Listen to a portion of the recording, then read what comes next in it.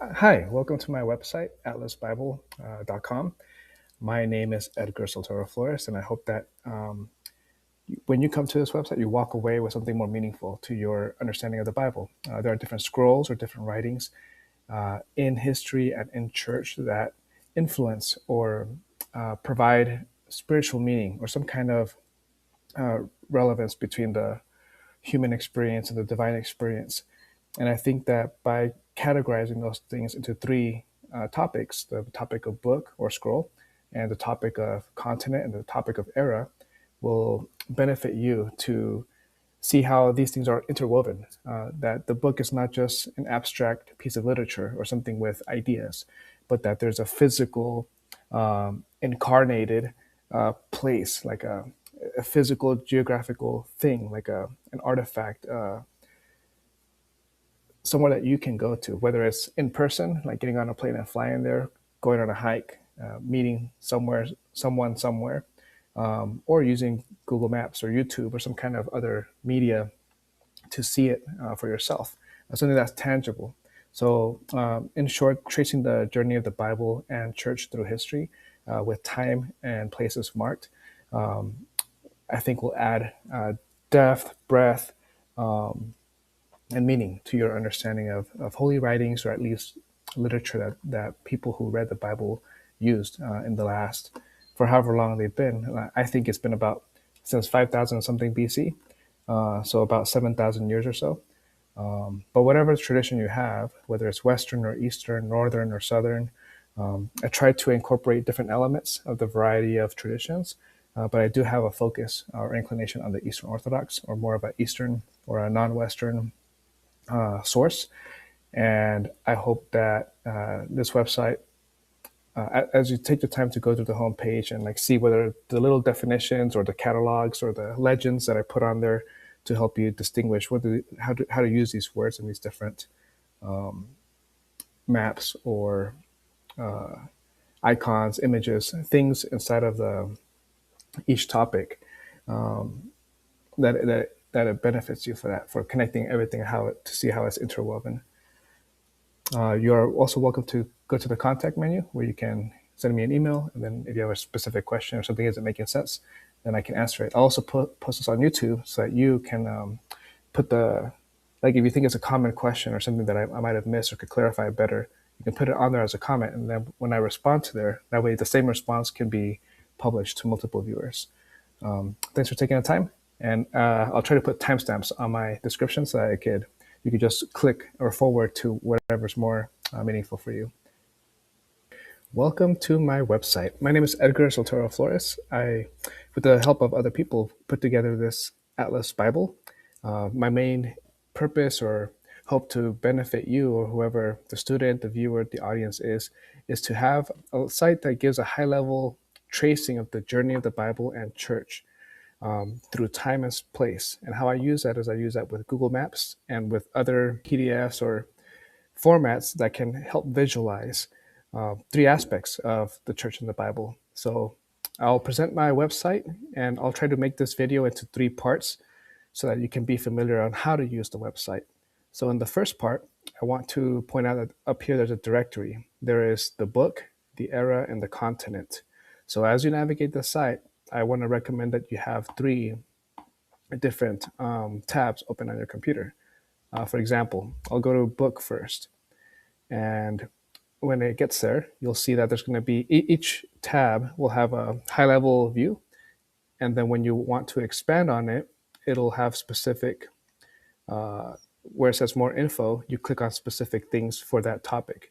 So in this case, I'm looking at the book and you have high level images. So here's the Dead Sea Scrolls. Here is the Samaritan Museum. Here is the library in Alexandria in Egypt.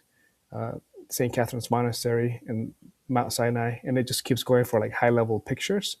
And then this Google Maps will show you high level balloons or dots for where a book is associated with. For example, the book of Genesis is here close to Armenia, or here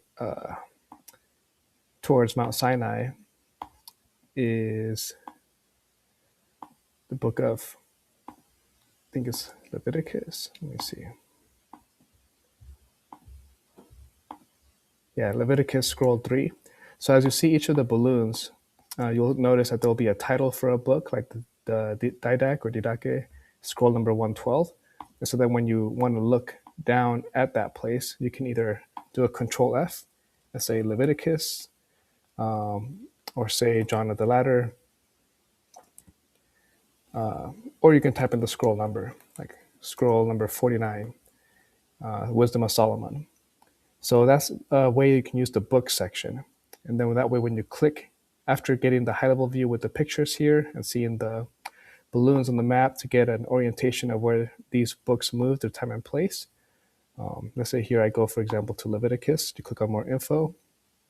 It'll have a short summary, like something meaningful that you can take away of understanding what is this book about or why is this book called the way it's called. And I use this chart for title, scroll, short description, etc. There's a reference guide to identify for you what these words mean. And then in most cases, there'll be at least one link. And then you click on the link.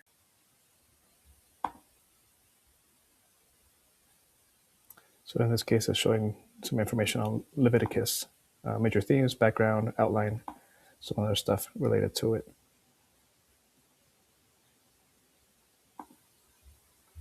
If I go over to the next directory, so I was on book, I'm going to go to Era next. You'll see that it'll be similar in that there'll be a Google map with many balloons. If you zoom in, like here, it starts with the Antediluvian Era for Genesis chapter 2.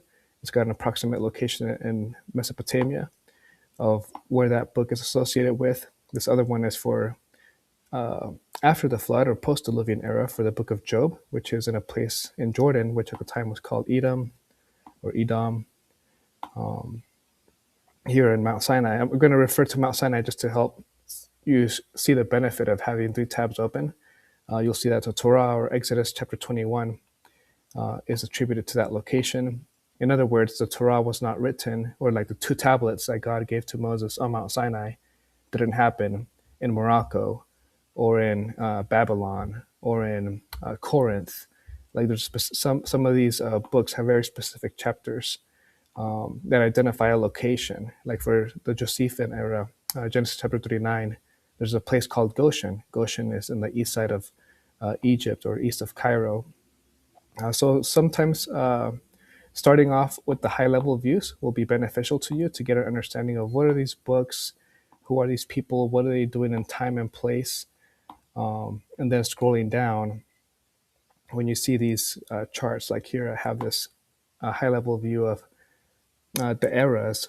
So the previous tab was on books. This tab is now on eras. And you can zoom in. Okay, for these time periods, if you're curious about a certain time span, like between the years 3200 BC to 2400 BC, like what book is associated with that?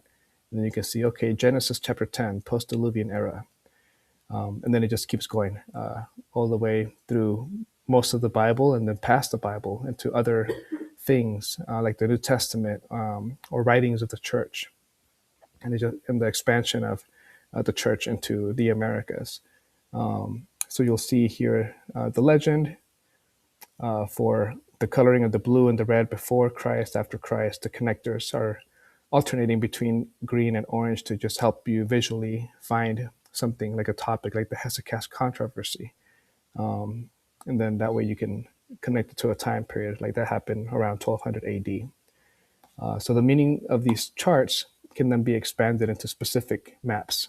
So you'll see here I have Map-01 for Pangea or the era sometime 7,500, 79 years ago.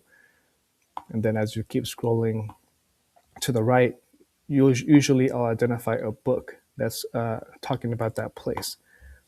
So for example, let's try to find one for Leviticus or the Torah. The high level view will have everything combined, so it'll take longer. But when you go to the more info or the bottom sections, it'll be more specific.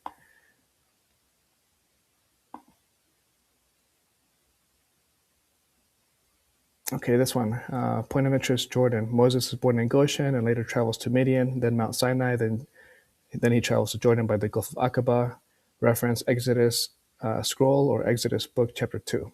And then it puts a star to identify a marker for that location.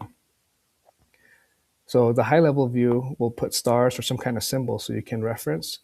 But let's say you wanted to see something more specific, like the Hasmonean Dynasty, 130 to 100 BC. Then it would take you into a larger tab and give you a location identified with that era. Like here you can see the old city of Jerusalem. Let me zoom out. And this is important because this is related to the books of 1st and 2nd Maccabees, Judith, and Baruch.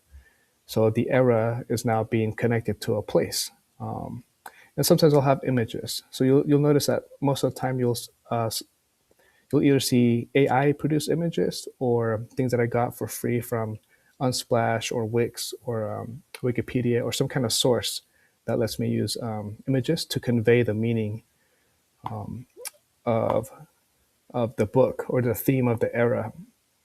So that's what I mean here in this galleries. I try to make icons, sometimes like manufactured by me or taken by someone else, or sometimes church icons, but because they're connected to the events and the figures of a book or an era or a place. And so as you navigate the site, it'll be helpful to you to have the 3 tabs open. So next I'll go to the third one, which is continent under directory. And there, this section will give you the difference between a scroll, like a specific book in the Bible or specific book in church, versus a codex or a larger volume, or like a collection and sets of scrolls or multiple writings. So an example is the Dead Sea Scrolls, which has over 100 scrolls. Then you can see the map for that. And then that map will be able to give you, for example, the Museum of the Jewish People, written somewhere between 880 and 960 AD, like that collection or that volume of writings. Codex Aleppo, written in Tiberias. Melito of Sardis, who wrote or has a reference to scrolls in this part of the world. Going back to Sinai, St. Catherine's Monastery. So that's a place where they have a collection of writings, a collection of books, some of them Bible parts or Bible scrolls, and some of them being other holy writings. And you'll see some of those writings in the book section. So the purpose of seeing this all together is to see how are all these things interrelated? How is the tracing of the Bible and the church through time and space impacting whether they interrelate, because sometimes the books make references to each other, or sometimes the books are influencing later events and later people. And something that you'll see with these different images, like here we're looking at the oldest Armenian Bible. If you click under more info, you'll get some basic information. But if you wanted to know more information about that topic, all you really have to do is highlight a keyword that seems interesting to you, and then you can use your search engine to be able to see either Wikipedia or whatever the relevant sites are for that topic. But for me, my goal in this website was to give you a high-level view of different books, different scrolls, different codices or codex documents, so you can understand how is like the Greek version of the Bible or the Aramaic or the Hebrew or Samaritan version of the Bible, like where are these writings located? Where do they come from? Who is using them? Where is it moving to? Does it start in Alexandria and then move up to Jerusalem, or does it start in Babylon and then go west towards Caesarea? Like these sort of markers or timestamps should be able to help you to understand how the books are all connected together. And this is just kind of random, but just pointing out the testaments of the 12 patriarchs. How is that connected to the history of Joseph and Asenath? And how is that connected to the third epistle to the Corinthians? Like you could learn more about that by going to the Armenian Bible, or at least this location in Armenia, or somewhere relevant to the writings that were located at Etchmiadzin Cathedral, which had about 75 books, or a variety of scrolls. And so I'll go back to just the home page, and now I'll give you a more detailed thing. The first part of the video was just to give you like a grand picture, 50,000 foot level view of what's going on with this website. Now I'll try to give a little bit more detailed. So my mission is to inform people how the Bible moved through the ages by providing geographic maps and linking content. That content is linked either to Google Maps to a specific address, for example, St. Catherine's Monastery in Mt Sinai, where many Christian writings and Jewish writings were located. It was kind of used as a library. And also my exploration, what began as a personal project of study. So I did this for fun. I did this by myself. I did have support as far as the technicality of the website, and I give acknowledgement for that down in the homepage below. And then a little bit of info about me you can read also. But this is not intended to be an academic website. Definitely there are other resources outside of me or beyond this site where you can dive deeper into a topic. So for me, I do have an Eastern Orthodox inclination. So I definitely recommend these people down here for understanding the Bible or understanding church history. But of course, in my own directory or the different places where I have books called out, or whichever the topic, book, era, or continent, I'll make references to what I thought was a more relevant site or source for that topic. So for example, if I go to Jeremiah, here under link, it'll take you to this. And then all of them will be different and they won't always be using the same website. But at least it'll give you the ability to see a more orthodox understanding of these books or these scrolls.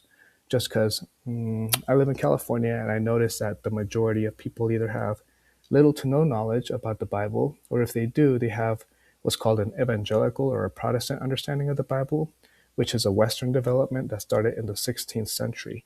Or if they don't have an evangelical or non-denominational background, they might have a Jewish or some other non-Christian background, but at least still connected to something about the Bible or something about church or history of the East.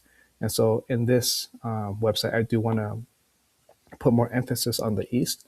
So you'll see here, like if you're not unfamiliar with this, some Christians were in royal families or they have an imperial sort of background, whereas some Christians give their lives to poverty or they live in deserts or caves. And so they have a more monastic or a monk culture.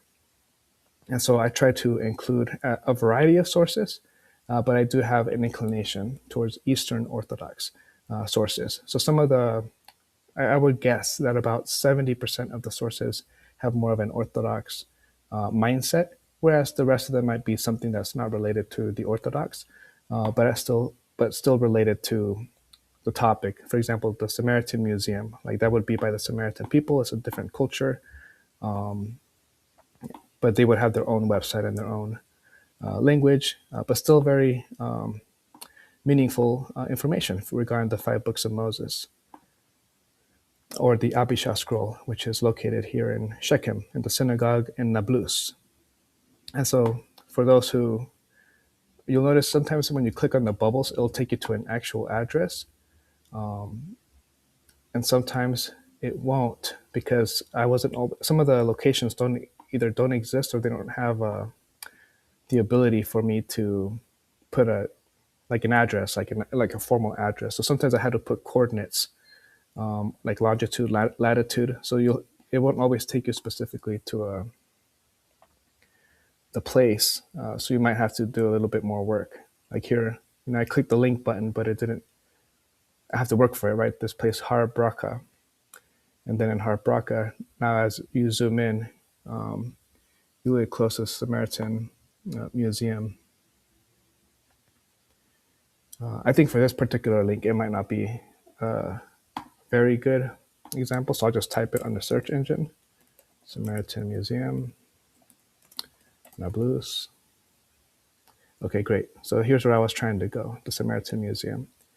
But as you can see, the address is in a language that's not English. And so sometimes the links might not be very specific and take you to the place. So you can just grab an approximate coordinate and then from there be able to determine, because sometimes it'll be in Arabic or some other language you won't be able to see in English. Let's go back to this Atlas Bible. I really encourage to take time to look at the bar chart. I think this will, from a textual perspective, this will give you a good understanding of what all these different breakouts, like Genesis chapter 2, Genesis chapter 7, Genesis chapter 8, how these different time periods move throughout time and what either a person or an event is doing during that time period.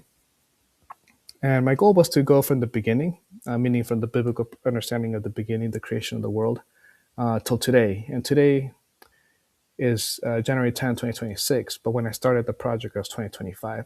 So you'll see that it ends under 2025. So as a detail on how to figure out these eras, let's say, for example, go here to the Photian Schism, you'll see numbers like, well, most of the time it'll be like a range of years. But if I go to the time chart for that time period of 860,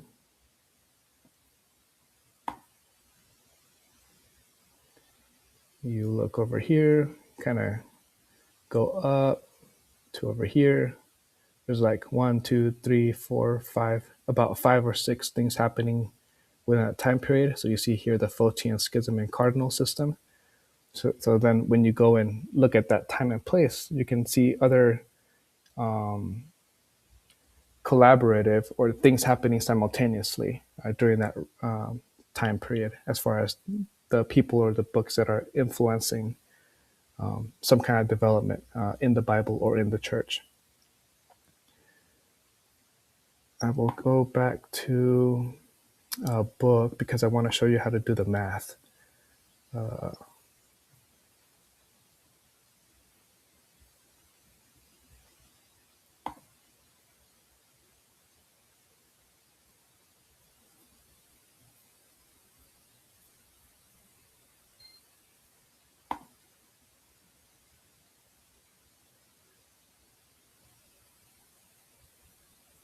I'll go back to era to show you how to do the math. So this math formula will only be on chapter 2. Because you'll notice that each of these maps, like map 01, map 02, map 03, they're going to have a number right here. Like this one is 7579. So that unit will refer to the year of 2025 minus the year that you see. So, for example, if I get 2025 and subtract 7579, this 7579 is being pulled from this map right here. And that will tell you the approximate location, which is negative 554. And negative means before 1 AD, so that would be equivalent to 5554 BC, which is when Genesis chapter 2 is being represented. Of course, I am aware that there are different, like the Greek version, the Samaritan version, the Latin version, and the Aramaic version have different calculations on when a person is born and when how long they live until the next person is born. So that changes the dates between 5,000 something BC to 4,000 something BC. So for the first 3 or 4 eras, I put a slash to indicate one tradition says this, another tradition says that. But I think after the 9th century, it becomes consistent. So I'll just do another sample. So not having seen that formula and how to subtract from 2025, let's just go to this era for Jacob, Genesis chapter 30. So under this map,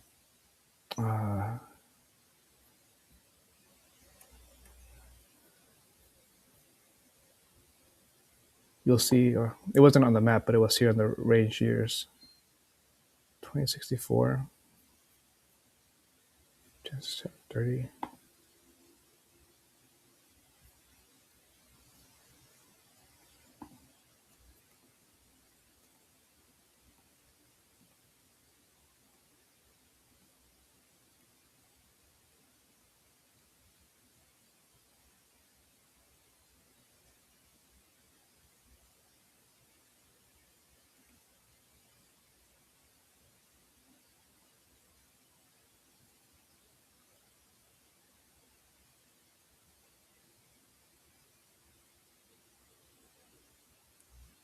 Okay, Genesis chapter 30 was map 08. So the number there is 4089. So if you do equals 2025 minus 4089, then that gets you the negative 2064, which is approximate to 2064 BC. So that's how I determined that number for Jacob. So you'll see here it says 2064 BC.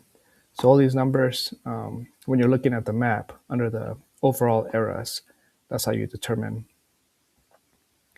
how long ago that was. If you were looking specifically at the 62 maps that I have on here that show the movement of that topic. Like here's the Dutch to America or the Western Protestant expansion. So to determine that, you would take 2025 minus 353.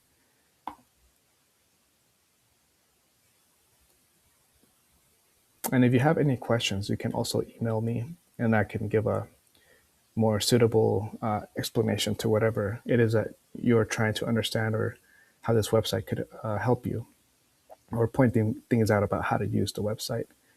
But I think after you play with it, using those three, the book, era, continent, you'll get a feel of how to benefit from the site and be able to understand how the people who are moving in the Bible or in church are understanding the information and relating to one another, like with other people in Africa, people in Asia, people in Europe.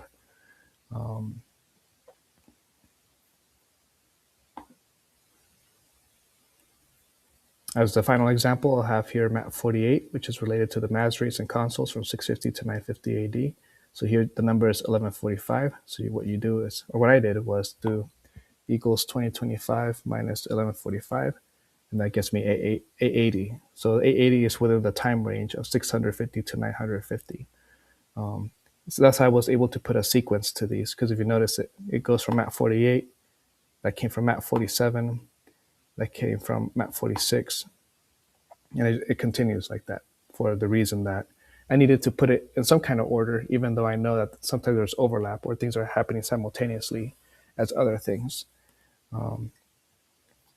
So hopefully this Atlas Bible helps you if you consider yourself either a beginner or someone more advanced, but at least in getting these tools to help you trace the journey of the Bible and church throughout time and place with an Eastern Orthodox perspective, or at least sources that are not Western.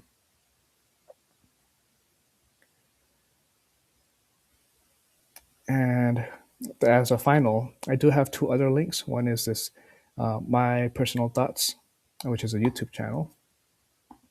And then I have this other one for church activities. So the YouTube channel that I use for myself, I'll try to upload videos that are more focused on history for Jerusalem.